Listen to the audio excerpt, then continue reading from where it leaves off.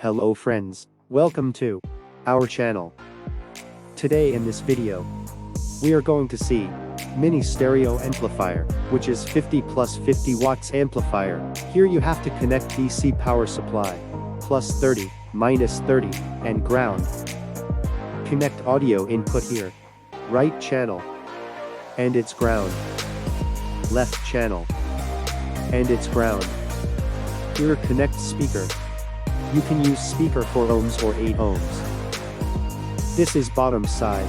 If you like our content, then please subscribe to our channel and press the bell icon to get notification, and don't forget to share this video. Reach for the stars, 'cause we're aiming